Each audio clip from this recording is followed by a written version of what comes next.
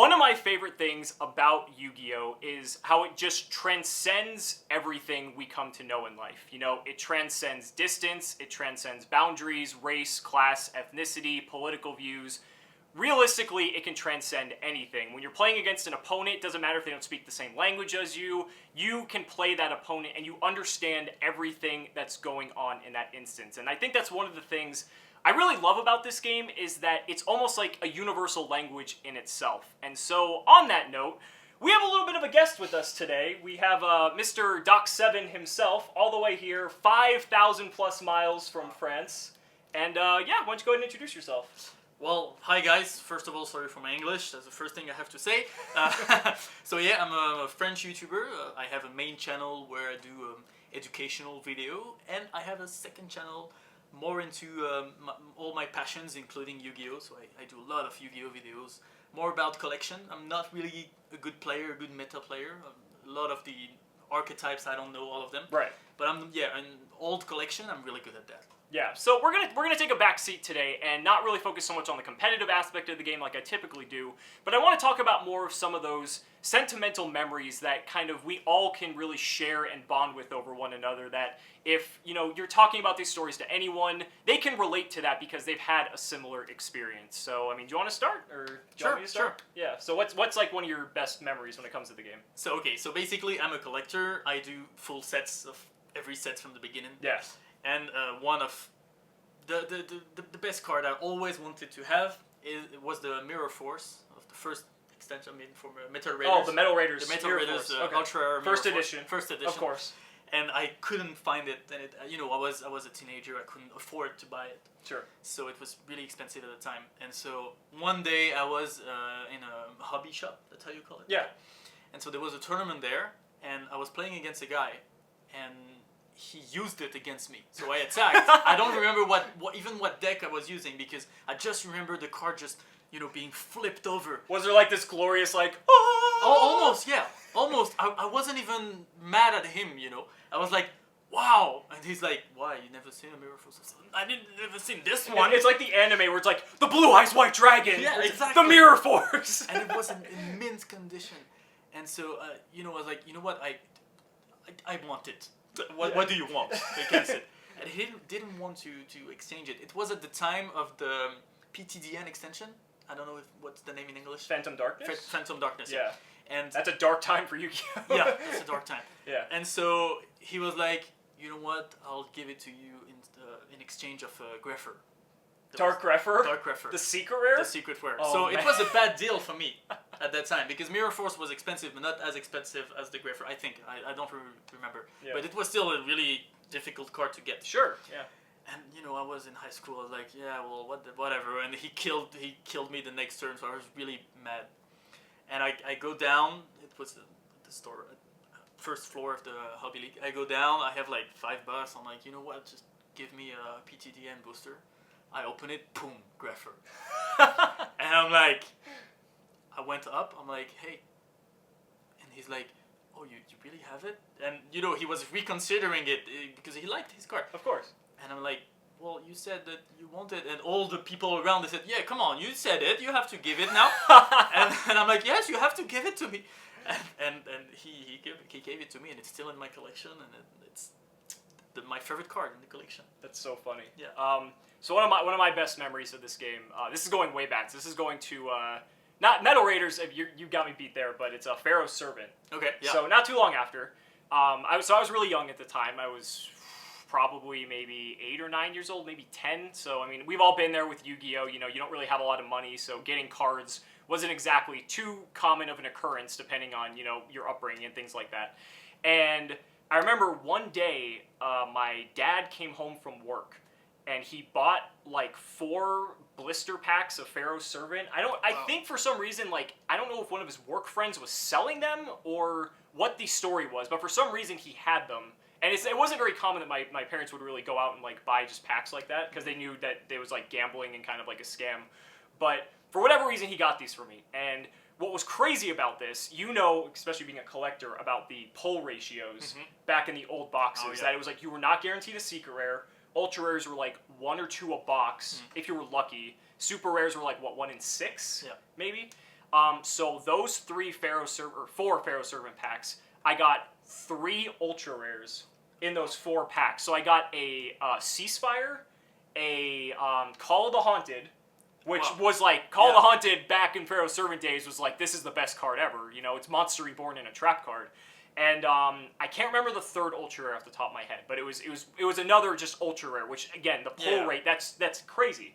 And there was just something about that it's really just always resonated in my head. Like, I'm not, like, my dad and I don't really talk too much anymore, but I always have that memory of just, like, him doing something nice like that for me.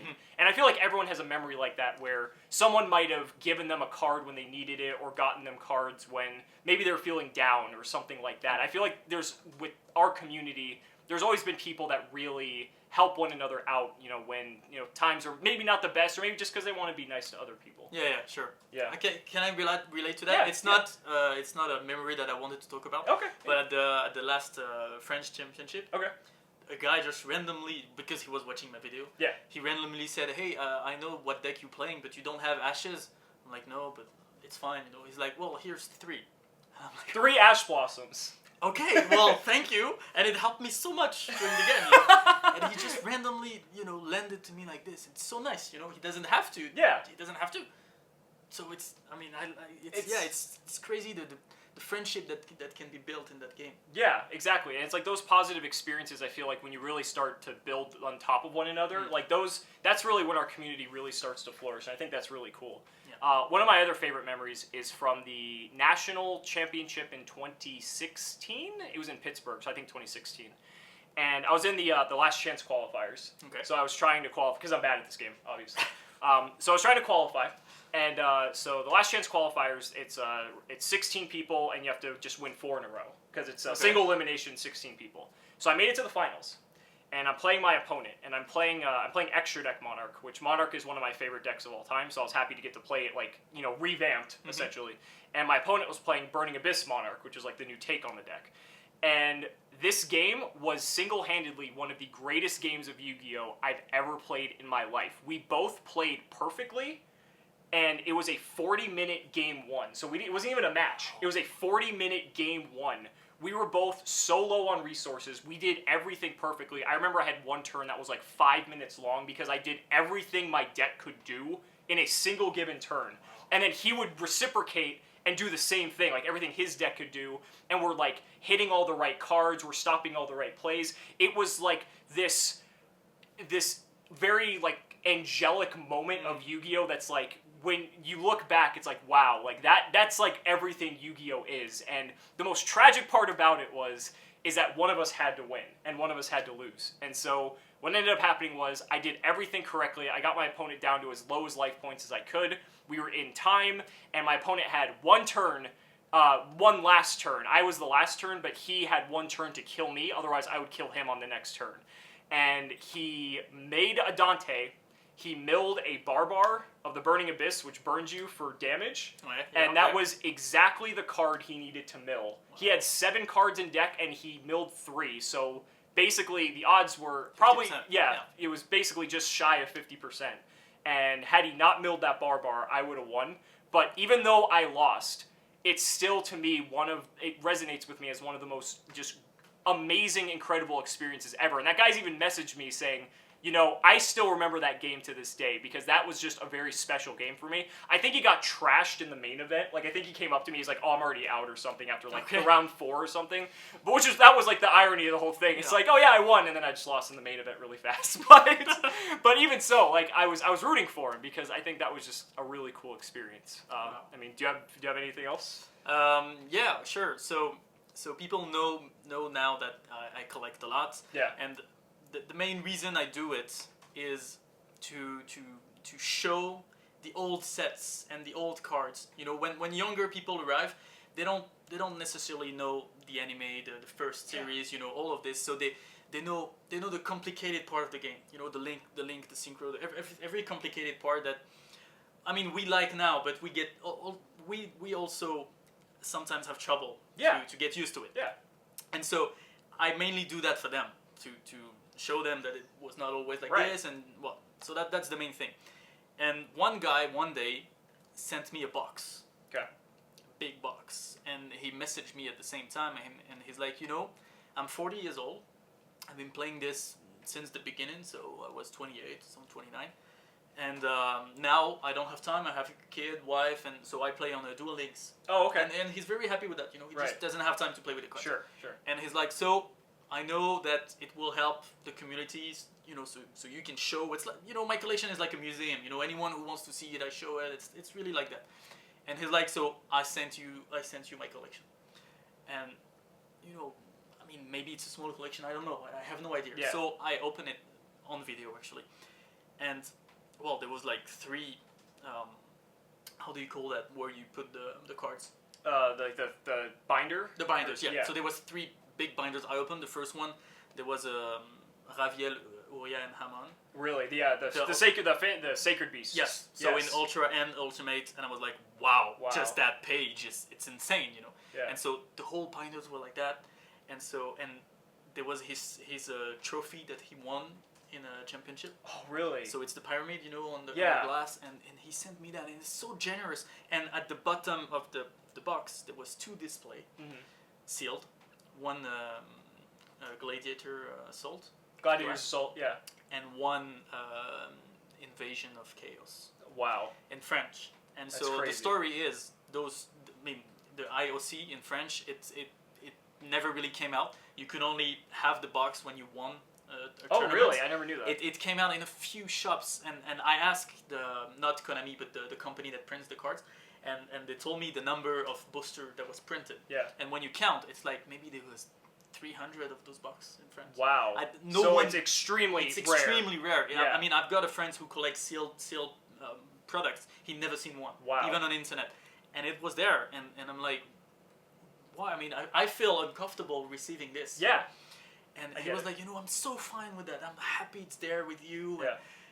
And it's so generous. I mean, we're talking about thousands of euros or dollars. It's the same of gift like this, just from someone who's passionate about the game to another passionate. And it's, I mean, I don't know any other field in life that you have that kind of relationship, you know? Yeah, and it's almost like, it almost just denotes a person's entire history, too, that just in this box, because you know, like, when they started, based off of the cards that they have, or maybe that they acquired over time, you know that they've maybe got some competitive accomplishments, or basically it kind of just shows about that person, kind of the person that they were. Exactly. It's weird, because it's something that, based on, like, having even different cards per person, it almost tells like you like different things about them. Yeah, no, sure. And you know what? It almost doubled my collection. I mean, I advanced in the full set in a way, but so much, like maybe 300 or 400 cards I didn't have. That's crazy. It's insane. And now out of, I think there's 3,000 cards out of the 15 for set or whatever. I missed like, 10% of it. Yeah. Thanks to this guy. I was missing 40%, and now I miss 10%. Right. And it's a gift. And it's because, you know, we've, you know, I guess created that emotional connection with people that they just, you know, they feel that way. And I'd be so uncomfortable to like receive that. But I've talked a lot with him, and you know, and he was like, you know, when I watch your video, you make me feel some stuff that I can't feel in any way because I don't have time, because I have kids. I can't go to the hobby shop. I don't have time.